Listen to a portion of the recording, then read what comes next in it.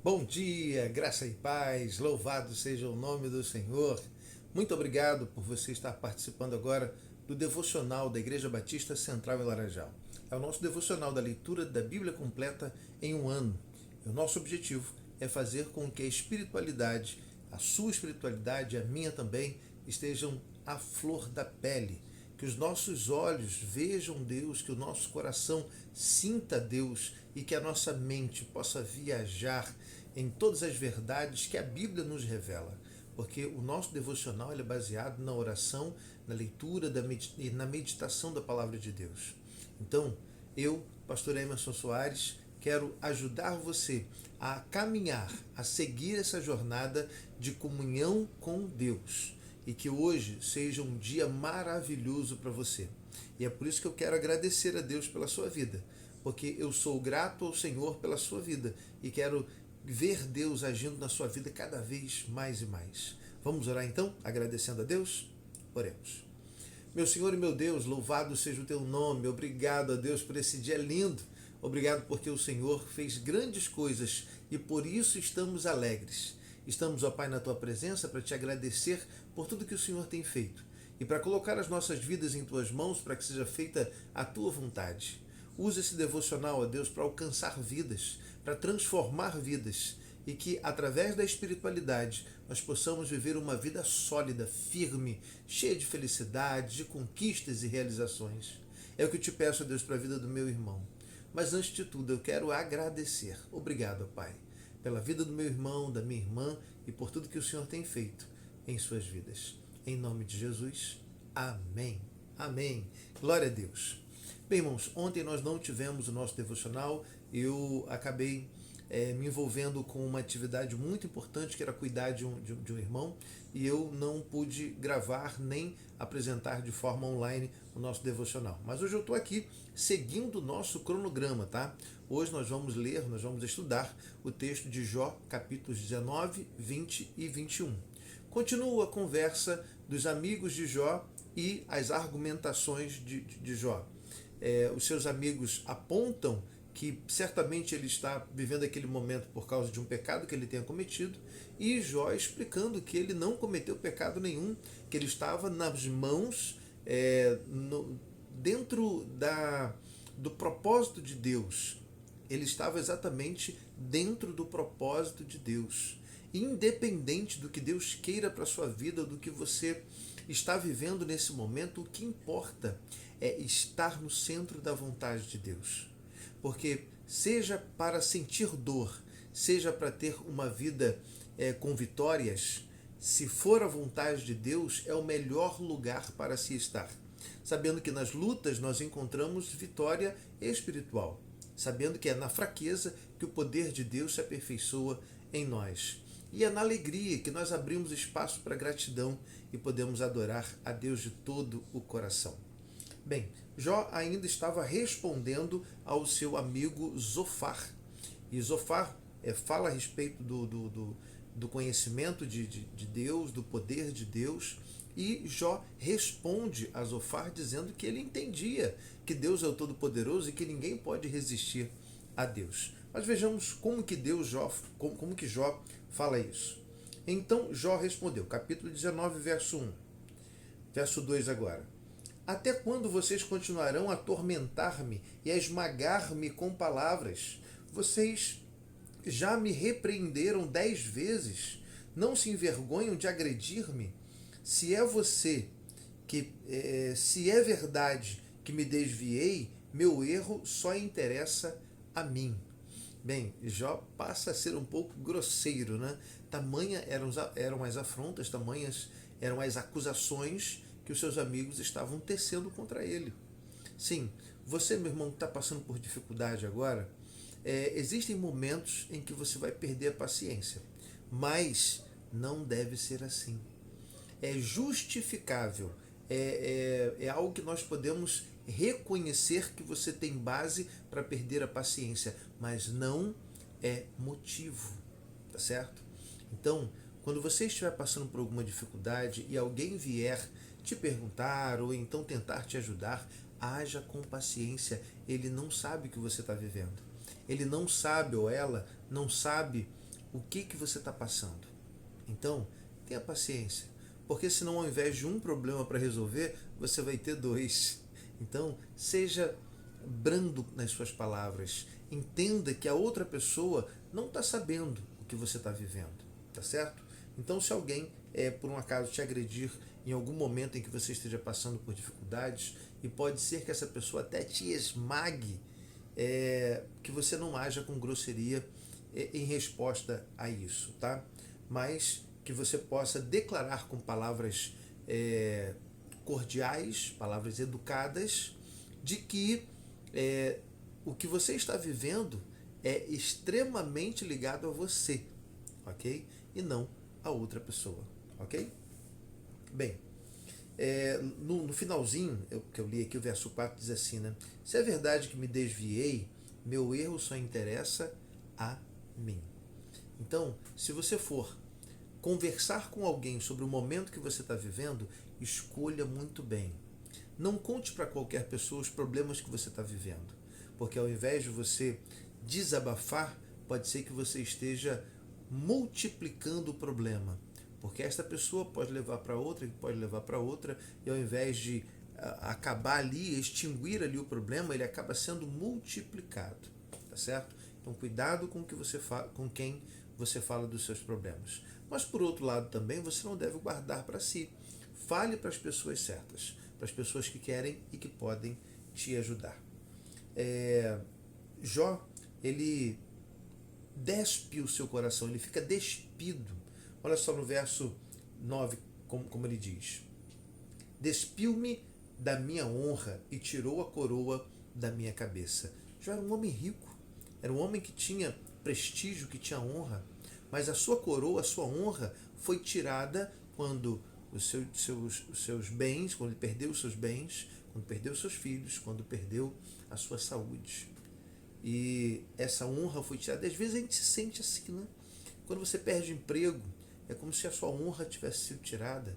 Quando você perde alguém que você ama no relacionamento, ou então quando você perde alguém para a morte, é difícil isso, é como se a sua honra fosse arrancada, e viver debaixo dessa verdade é algo muito difícil. Era assim que Jó estava se sentindo, como se a sua honra tivesse sido arrancada. E no verso 13 ele continua falando sobre como ele se sentia. Verso 13: ele afastou de mim os meus irmãos, até os meus conhecidos estão longe de mim. Quando a nossa honra é tirada, quando as pessoas que nós amamos são tiradas, isso é um processo que acaba com o ser humano, que destrói o ser humano. E o que Deus estava fazendo nesse momento com Jó era exatamente destruí-lo para ver do que ele era feito realmente. Porque às vezes nós somos como que estátuas de porcelana, que por fora é muito bonito, pintado, lisinho, mas quando você quebra é oco, não tem nada por dentro. Então, do que você é feito, meu irmão? Você é feito de uma essência sólida ou você é apenas casca? Quando nós passamos por dificuldades e por problemas, é para mostrar, é para aparecer quem realmente nós somos. Bem, continuando aí no verso 19, ele diz: até os meninos zombam de mim e dão risada quando eu apareço. Às vezes você se sente assim, que quando você chega parece que está todo mundo olhando para você, falando mal de você. Isso é um sentimento de alguém que está sendo destruído, alguém que está deixando cair o que há por fora, a casca, para aparecer o que tem por dentro. No final desse capítulo, ele diz assim, verso 26, e depois que o meu corpo estiver destruído, verso 25, eu sei que o meu Redentor vive e que no fim se levantará sobre a terra, e depois o meu corpo, quando ele estiver destruído e sem carne, verei a Deus. Foi o que eu acabei de falar com você. Os problemas, eles quebram quem você é por fora, mas mostram quem você é por dentro. E é nesse momento que o nosso Redentor vive. Porque quando nós mostramos a quem nós amamos, o Deus a quem servimos, ele vive no coração de alguém, ele vive na esperança de alguém.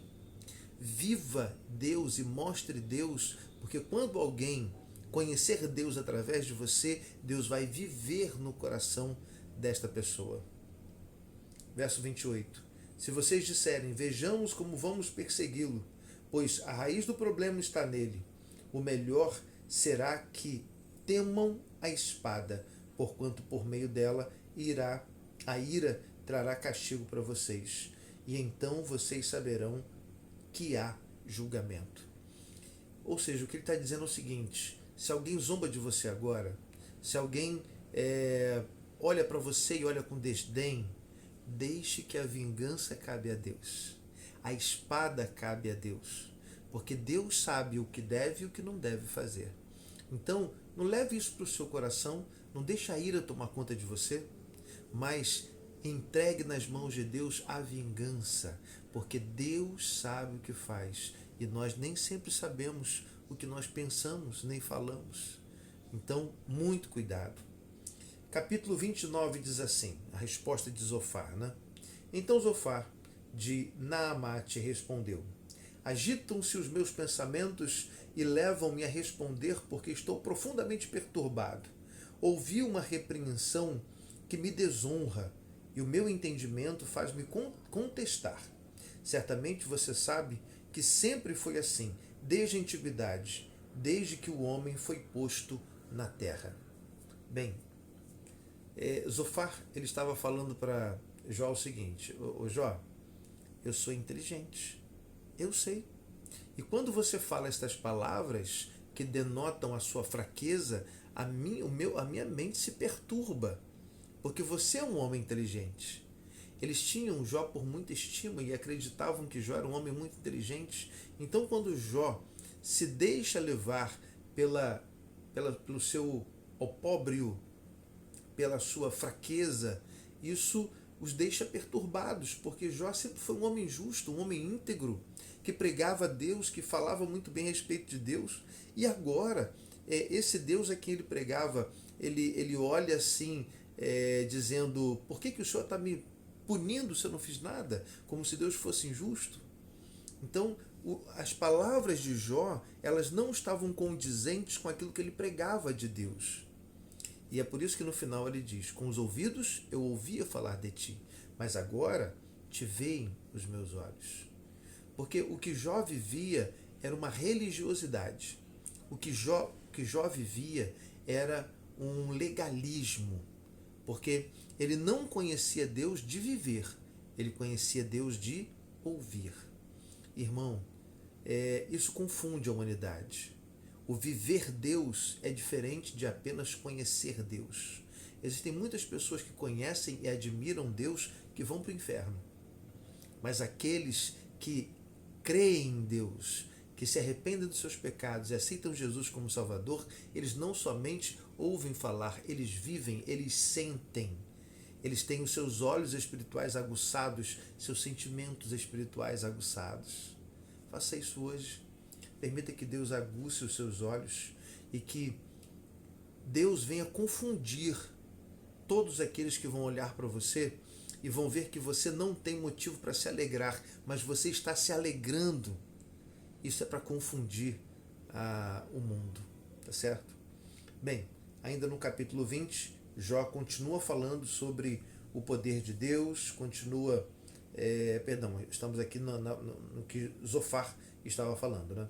Zofar estava falando sobre a grandiosidade de Deus e que as palavras de Jó não combinam com aquele Deus que ele pregava anteriormente. E lá no verso 14 diz assim: ainda assim a sua comida se azedará no estômago e será como veneno de cobra em seu interior. Ele vomitará as riquezas que engoliu. Deus fará seu estômago lançá-las para fora. Bem, as palavras que Jó estava falando eram palavras amargas e palavras que poderiam ser consideradas como veneno. Principalmente, as palavras saem de dentro. E o que Zofar estava entendendo é que Jó, por dentro, ele estava estragado e que ele precisava botar isso para fora, como quando nós vomitamos, porque o corpo não aceita aquela substância, ele joga para fora. Então, o que Zofar estava falando era o seguinte: Jó, você precisa se arrepender do seu pecado, porque você não está falando, você está vomitando palavras. Desculpa o termo, mas era exatamente isso. E assim como o veneno, assim como o alimento que não faz bem, ele deveria ser colocado para fora. Verso 25. E ele a arrancará das suas costas, a ponta reluzente saindo do seu fígado. Grande pavor virá sobre ele. Densas trevas estarão à espera dos seus tesouros. Um fogo não assoprado o consumirá e devorará o que sobrar da sua tenda. O que Zofar estava fazendo com Jó era o seguinte: Jó, se você cometer um pecado, põe isso para fora. Se existe pecado no seu coração, se existe incredulidade no seu coração, põe para fora. Porque os homens que não fazem isso, eles são devorados pelo pecado. Deus os rejeita. Então, Jó, se existe algum pecado, põe para fora, antes que o Senhor consuma por completo. Ou seja, se você está vivo ainda, é porque Deus te deu chance. Então arrependa-se do seu pecado. No capítulo 21, Jó responde. Então Jó respondeu: escutem com atenção as minhas palavras, e seja esse o consolo que vocês haverão de dar-me. Suportem-me enquanto eu estiver falando. Depois que eu falar, poderão zombar de mim. Acaso é dos homens que me queixo? Porque não deveria eu estar impaciente? Ou seja, meus amigos, é o que ele está dizendo. Meus amigos, primeiro ouçam-me, entendam o que eu estou passando, antes de vocês fazerem um julgamento. Entendam que eu estou sofrendo. E porque eu estou sofrendo, eu estou falando da minha amargura. Então, não é porque ele tinha cometido pecado, mas é porque ele estava sentindo as dores. E no verso 7 diz assim: porque vivem os ímpios, e porque chegam à velhice e aumentam o seu poder. Ele começa, assim como Asaf no Salmo 73, ele começa a olhar para o ímpio e quase que invejá-lo. Porque os ímpios não passavam pelo que ele estava passando. Mas por quê? Porque os ímpios não eram íntegros, não eram puros de coração, e Deus não poderia provar quem não tinha o que oferecer. Deus só estava provando Jó porque ele sabia que Jó tinha o que oferecer. Se você hoje está passando por uma dificuldade grande, acredite, é porque Deus sabe que você tem o que oferecer e é o que mostrar para esse mundo, que é fidelidade. Verso 10. Seus touros nunca deixam de procriar e as suas vacas dão crias e não abortam. Às vezes a gente fica olhando para a grama do vizinho e fala que a grama do vizinho é mais verde do que a nossa, né? É porque a gente não olhou para a nossa direito. Porque quando você olhar para aquilo que Deus tem feito por você, você vai ver que existem muito mais motivos para agradecer a Deus do que para se entristecer-se. E Jó continua falando sobre os ímpios que progridem, os ímpios que crescem, enquanto ele estava sofrendo. Verso 34 diz assim, que é o último verso desse capítulo: por isso, como podem vocês consolar-me com esses absurdos? O que sobra das suas respostas é pura falsidade. Por quê? Se alguém não conhece a verdade, o que ele vai falar é falsidade. Eles não sabiam o que estava acontecendo. Estavam pressupondo que Jó estava sofrendo por causa do seu pecado. Enfim, às vezes nós encontramos falsidade, mas a falsidade nem sempre é através de uma palavra com duplo sentido, através de uma mentira. Às vezes a falsidade é o desejo genuíno de alguém que não sabe o que está acontecendo. E era o que Deus estava mostrando para Jó, que os seus amigos falavam isso porque eles não sabiam do que estava falando. E lembra de Jesus, quando estava lá na cruz pregado, o que ele disse? Pai, perdoa, eles não sabem o que fazem. Jesus nos deixou esse ensinamento. E talvez seja o que você deva levar para o seu coração hoje. Se você está sendo apontado, se você está sendo hoje mal interpretado, acredite, essas pessoas que estão zombando de você, elas não te conhecem. Porque se te conhecessem, elas estariam do teu lado, te ajudando, te apoiando.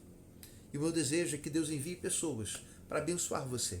Que esse vídeo abençoe você. e que você não venha culpar nem levar para o coração aquilo que muitas vezes é puro desconhecimento, pura ignorância no aspecto de ignorar algo, ok? Enfim, muito obrigado mais uma vez por participar conosco. Eu quero orar pela sua vida agora, intercedendo por você. Vamos orar? Meu Senhor e meu Deus, louvado seja o teu nome, ó Pai. Muito obrigado. Obrigado por mais uma porção da tua palavra que nós podemos ouvir, ler e meditar. Peço que o Senhor nos ajude, ó Deus, a não levar para o coração aquilo que os outros falam, porque talvez nem eles saibam do que estão falando. Eu te peço, ó Deus, cuide das nossas vidas, seja com aquele que está sofrendo com a doença física, e eu clamo ao Senhor pela vida do César, ó Deus, que o Senhor tenha misericórdia dele, que o Senhor o cure, ó Pai, desse problema que ele está enfrentando agora de uma forma tão delicada. Cuida do César, ó Deus. Eu te peço, ó Pai, que o Senhor cuide de todos os meus irmãos, das minhas irmãs, que estão passando por problemas de saúde nesse momento. Peço que o Senhor os cure, que o Senhor os restaure, que o Senhor cuide deles, ó Pai. Aqueles que sofrem com depressão, aqueles que sofrem com ansiedade, aqueles que sofrem com frieza espiritual, com apatia, limpa, ó Deus, cura, liberta, ó Pai. Enfim, ó Deus, eu quero clamar ao Senhor pelas nossas vidas, para que seja feita a tua vontade, não a nossa. Em nome de Jesus. Amém. Amém. Glória a Deus. Que Deus te abençoe, meu amado irmão, minha amada irmã, e que você tenha uma excelente sexta-feira na presença do Senhor. Esse é o meu desejo. Sempre desejando que o Senhor derrame sobre a sua vida graça e paz. Deus te abençoe.